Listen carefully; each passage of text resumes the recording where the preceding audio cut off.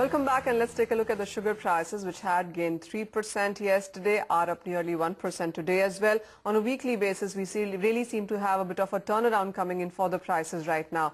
Remember, the prices still are trading below cost of production and have been falling quite sharply. They actually are still near those 3-year lows in the Indian markets. Let's get on board then. A. Vellayan, who's President ISMA, and he now joins us on the show to discuss the government's stance on export SOPs and, of course, the prices going forward. Mr. Vellayan, hi, welcome to the show. The government is still assessing fresh export SOPs. How soon do you expect them coming, and how much is the industry now looking for? We are expecting to look at 1.5 million tons, and we expect that we get support of about 4,000 rupees per ton. Also, the sugar prices have slid for 4 or 5 weeks now. They are trading at a 3-year lows, below cost of production. What's your sense on where the prices may see some support now? Okay, now the point is, today even FRP is fixed on the basis that an MRP is around 31 to 32 rupees.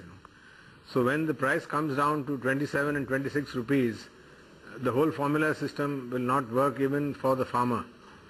The second is, why is this happening? It is happening because of 2 or 3 reasons. One is that, there is no liquidity with the mills, because the banking system is also reluctant to fund, because, there are the viability is in question. Therefore, people are not able to hold stock, so they are selling fast.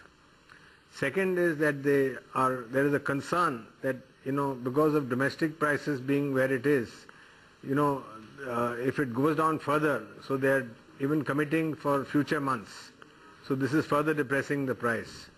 So cash flow availability, number one, and the fear of the future dropping prices because of mills not being able to hold stock is what is causing this.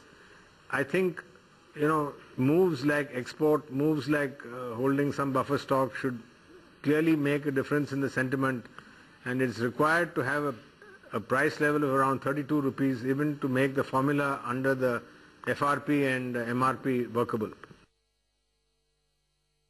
Mr. Vellayan, what's your sense then about the prices going forward in 2015? Because not just the Indian prices, the global prices also have been under immense pressure.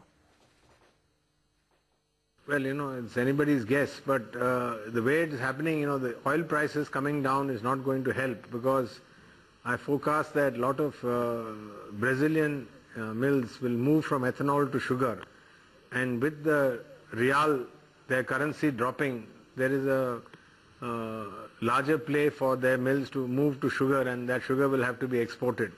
So I think international markets will remain subdued.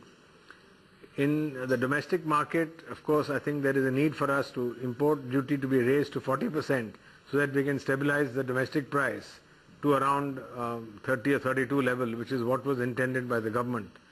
And even if you take on the the PDS price, ultimately there's a net realization of 32, and that is why the figure of 32 is what is the minimum required for both the farmer and industry. We heard that, Mr. Vellayan. But final question, what's your view then on policies to expect in sugar in 2015? Because that is what will really change this industry.